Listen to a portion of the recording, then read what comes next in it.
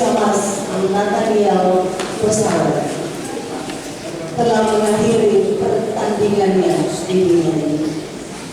Ia telah menyelesaikan tugas dan tanggung jawab yang dipercayakan Tuhan baginya, baik sebagai seorang aparatur negara, tetapi sebagai hamba Tuhan yang dipercayakan untuk bekerja di kebun anggur Tuhan. Saat ini kita ada di sini, di gedung gereja ini, untuk melepaskan jenazah almarhum, tetapi sekaligus meletakkan jabatan sebagai Syamas Jemaat GKI Efata Malanu yang Tuhan percayakan kepadanya. Yang terhormat pemerintah Kabupaten Sorong, yang terhormat PHMJ GKI Efata Malanu bersama seluruh jajaran, yang kami hormati seluruh pengurus Indra, handai Tuhan, jemaat yang Tuhan Yesus kasihi. Shalom. Di tengah-tengah peristiwa yang Tuhan kerjakan bagi kehidupan kita patut bersyukur atas semua otoritas yang telah Tuhan kerjakan.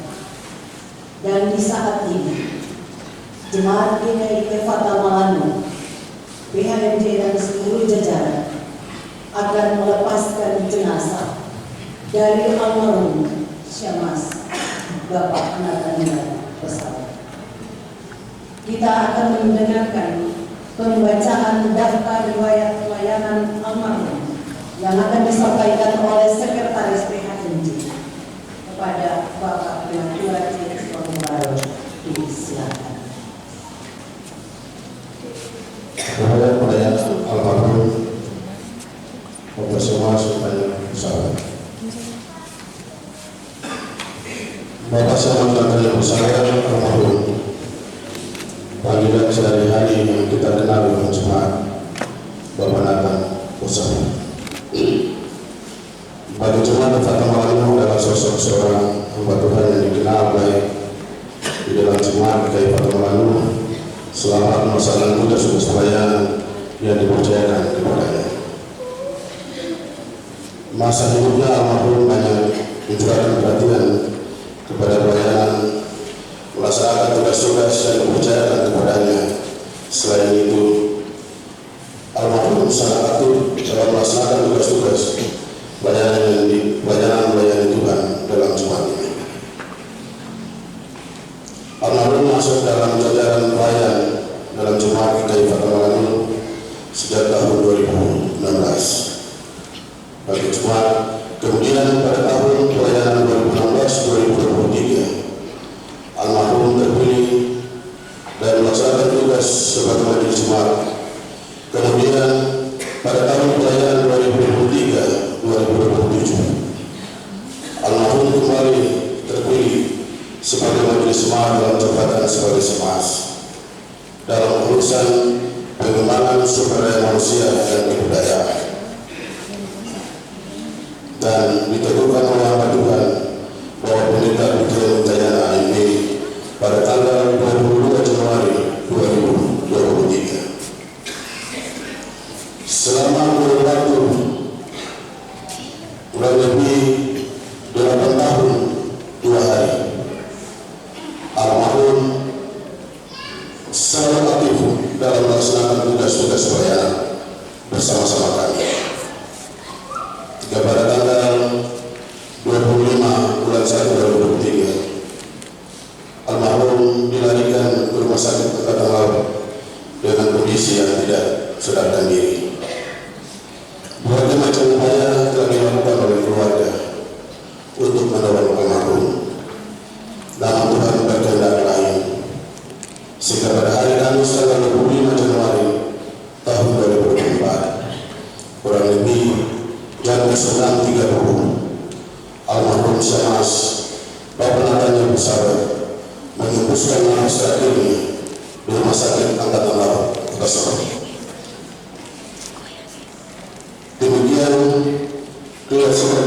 yang sudah dilakukan oleh almarhum Bapak Syamah Sultan Petani Musara bagi jemaat kita Fata Malani. Semoga dengan semangat, tekun serta kesetiaan ini akan menjadi contoh dan panutan bagi kita untuk ditiru dan dijadikan pegangan di dalam melaksanakan tugas-tugas ke depan. Semoga Tuhan Yesus akan memberkati keluarga, ibu dan anak-anak, dan saudara-saudara yang ditinggalkan, serta kepada Bapak Syamah serta Ibu Saudara almarhum, kiranya menempatkan tempat yang layak di sisi Tuhan yang Maha Kuasa.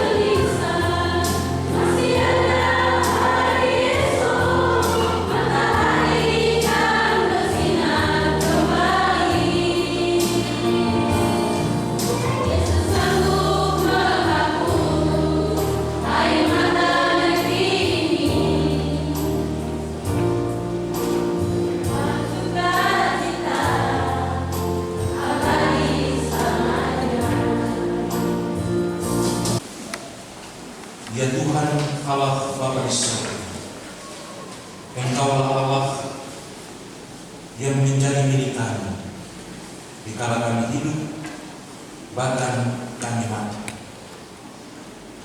Di dalam rumah-Mu yang kudus ini terbaring aku hamba-Mu almarhum Bapak Nathaniel Rosario. Dia ada dan bekerja di dalam rumah-Mu sebagai bagian dari pekerja-pekerja di Kemenangan. Namun Engkau mengasihinya dan harus mengembalikan diri kepada panduan Tuhan. Sebagai bagian dari rasa duka cita yang mendalam ini, kami akan belajar dari firman-Mu untuk menguatkan, menghibur, dan memampukan kami, istri, anak-anak, dan juga keluarga besar Rosario Aurelia dalam pergumulan duka cita yang ada.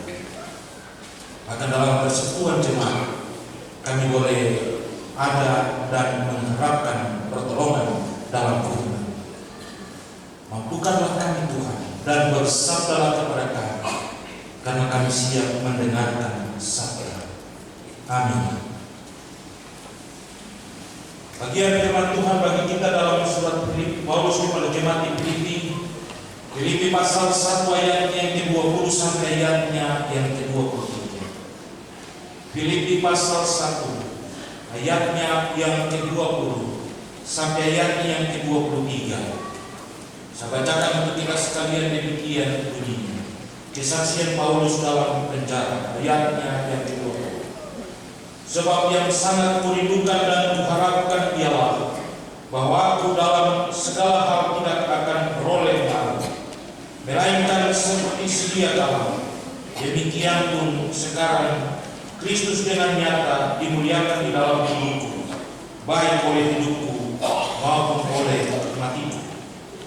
Karena bagiku hidup adalah Kristus dan mati adalah keuntungan.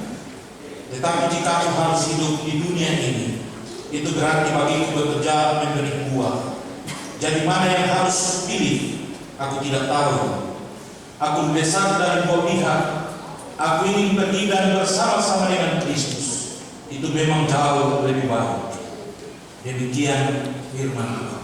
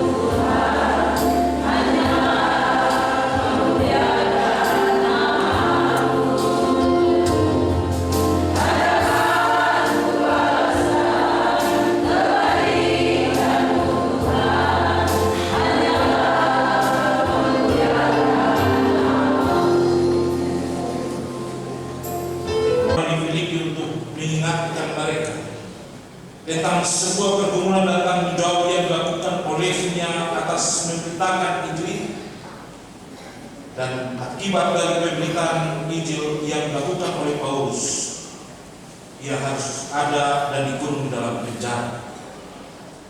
Dan dalam penjara pun ia memberi sebuah kesaksian tentang dirinya atas peristiwa-peristiwa besar yang dikerjakan dan dilakukan dalam sebuah tanggung jawab yang harus dilakukan.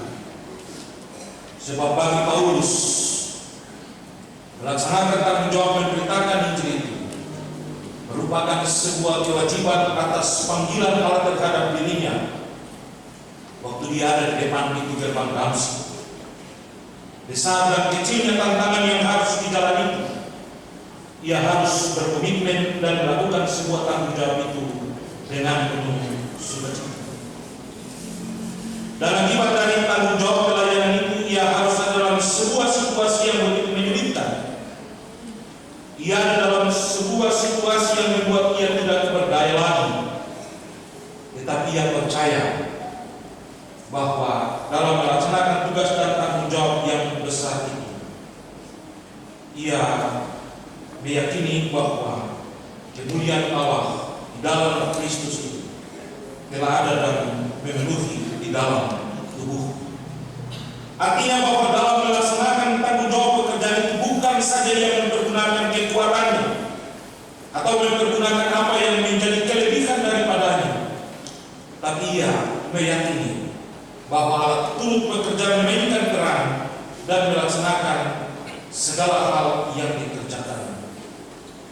Itulah sebabnya yang ayat yang ke-20 dia katakan, sebab yang sangat merindukan dan murah kuharapkan ialah bahwa aku dalam segala hal tidak akan bermalu, melainkan seperti sedia kala, demikian pun sekarang Kristus dengan nyata dimuliakan dalam tubuhku, baik oleh hidupku maupun oleh matiku.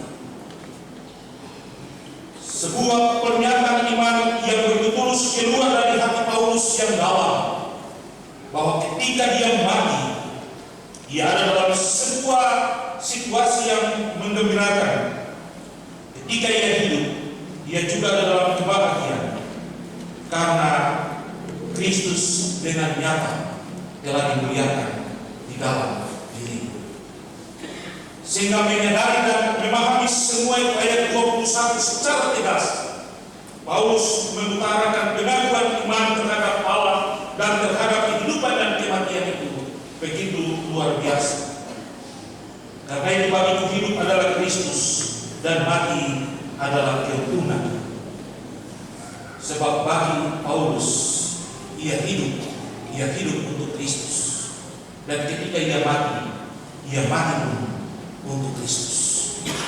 Kita bisa baca itu dalam kitab Roma pasal 14 ayat 8. Paulus bilang, tidak ada seorang pun yang hidup di dunia ini untuk dirinya sendiri, dan tidak ada seorang pun di dunia ini yang ketika mati dia mati untuk dirinya sendiri. Tetapi baik hidup atau mati, kita adalah milik Tuhan. Itulah yang menjadi dasar Paulus ketika dia ada dan melaksanakan tanggung jawab yang penuh dengan tantangan itu. Di dalam penjara pun ia bersukacita, karena baginya kematian adalah sebuah keuntungan bagi dunia. Dan Paulus memiliki keyakinan itu karena bagi dia ketika dia ada di tengah-tengah dunia, dia telah melakukan apa yang harus dia kerjakan. Dia telah melakukan apa yang harus dia lakukan untuk nama Tuhan. Dia telah memberi buah dari tanggung jawab pekerjaan yang harus dia kerjakan. Sehingga dalam keyakinan itu dia berkata bahwa dia hidup berarti dia hidup karena diberkati oleh Tuhan. Dan dia mati pun ia telah dipilih oleh Tuhan menjadi sosok yang menikmati kebahagiaan bersama Tuhan. Dia ada dalam sebuah desakan ingin pergi bersama-sama dengan Tuhan, itu jauh lebih baik. Tapi ia mempunyai kerinduan untuk tetap ada dan melaksanakan tanggung jawab yang harus dia kerjakan. Almarhum Bapak Semas Nathaniel Osawe adalah sebuah sosok yang luar biasa. Saya sering disapa atau menyapa Bapak Nathaniel dengan istilah Bapak Bos, karena 22 tahun meninggal di Mainland. Tahu Bapak Bos punya tempat disiram, tahu dari Ayapen sampai di Kepalayo, karena selalu ada di situ. Kurang lebih 8 tahun dia tinggal dari 14 tahun di Susmuk. Dan saya bilang Bapak Osawe adalah orang yang unik, karena 22 tahun tinggal di Mainland bisa merasakan karakter dan seluruh kehidupan orang Mainland.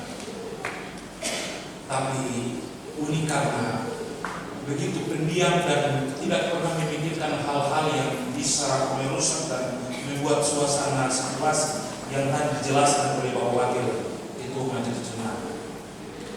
Kalau ada sesuatu hal yang salah dibuat, bagaimana caranya bikin sampai akhirnya kita harus dalam situasi.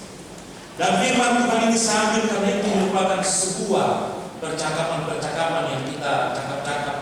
Kadang-kadang itu main-main, dalam kadang-kadang itu sebuah hal, tapi ternyata itu terjadi dan merupakan sebuah doa yang dijawab oleh Tuhan. Jadi tadi Pak Wakil bilang dalam percakapan itu, Desember kemarin sebelum kita masuk Natal dalam ibadah KSP terakhir, menyusun Natal di KSP 3, dari cakapan saya kalau mati itu saya ingin mati sebagai majelis, karena memiliki dua alasan yang sangat penting. Yang pertama, kalau mati dalam tugas itu berharga sekali, karena pasti lurus-lurus pergi di surga.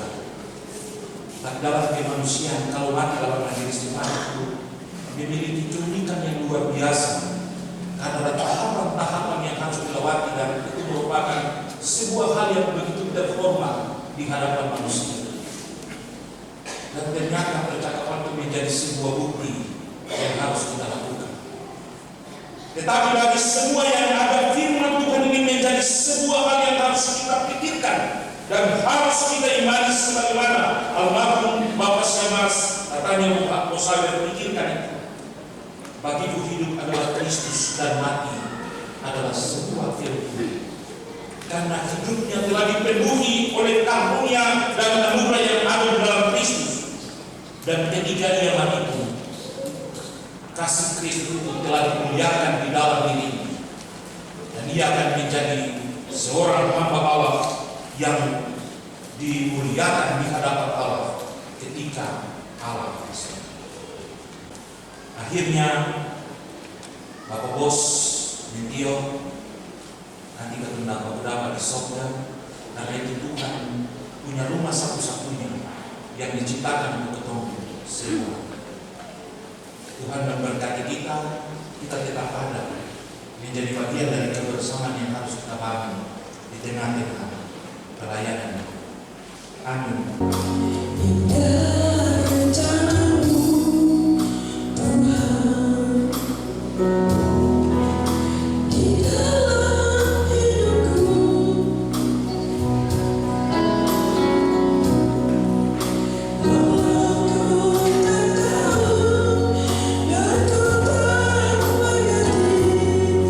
Semua terlalu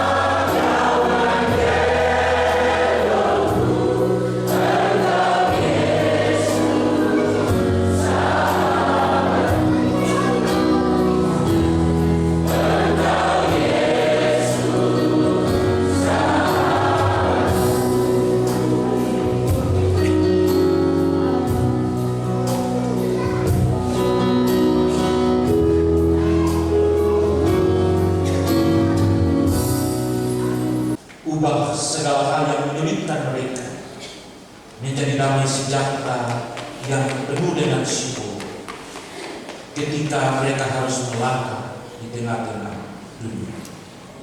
Berkati kehidupan keluarga besar Osawer Awenu dalam duka cita yang mendalam, Tuhan terus memberi kekuatan, Tuhan terus memberi penghiburan, Tuhan senantiasa ada dan bersama-sama dengan mereka berjalan dalam kasih dan anugerah Allah yang besar di tengah-tengah hidup. Berkati pemerintah Kabupaten Sorong sebagai seorang abdi negara, hamba ini melaksanakan tugas dan tanggung jawab kehendak Allah yang harus dikerjakan dalam pemerintahan di Kabupaten Sorong. Ia bekerja dan melakukan semua itu dalam tanggung jawab di kantor distrik KMS. Dalam ketaatan dan kesetiaannya, ia telah melakukan semuanya untuk Tuhan. Tuhan kiranya memberkati, berkati semua rekan-rekan kerja yang ada dan mengambil bagian bersama-sama dalam memberi penghormatan terhadap Tuhan. Terus menuntut dan menyertai mereka dalam seluruh tanggung jawab yang dikerjakan di tengah pekerjaan mereka. Pemerintah Kabupaten Sorong secara menyeluruh, dari pejabat bupati sampai semua hal, staf dan semua isi yang bertanggung jawab dalam melaksanakan roda pemerintah, Tuhan memberkati. Berkati majelis jemaat Efrata Balung, badan pelayan-pelayan unsur dan seluruh warga jemaat yang juga merasa bagian dari duka cita ini, yang ada untuk melepaskan hamba-Mu. Tuhan memberkati kami semua dalam melaksanakan tugas dan tanggung jawab yang kami kerjakan. Berkati seluruh perjalanan kami menuju tempat peristirahatan yang tepat. Tuhan, kami akan bawa hamba-Mu dalam seluruh proses perjalanan yang panjang. Tuhan, tuntun kami, sertai kami, bawa kami dengan kuasa-Mu, pertimbangkan dengan selamat, beri cuaca yang baik, dan semua hal kami kerjakan dengan penuh sukacita. Terima kasih ya Allah atas semua yang Engkau berikan. Pendukung liturgis dari rumah kita sampai ke DPU gereja ini dalam menyampaikan semua hal untuk memberi sebuah penguatan kepada keluarga, kami juga bawa ke dalam tangan itu. Berkati keluarga sekali lagi, istri dan anak-anak, keluarga besar Osawer Awenu, beri penghiburan dan kekuatan iman selalu, dan biarlah mereka senantiasa dikuatkan, dihiburkan, dan diberkati oleh Kau. Ini kami Tuhan, kami serahkan semuanya hanya dalam nama Yesus kami. Amin.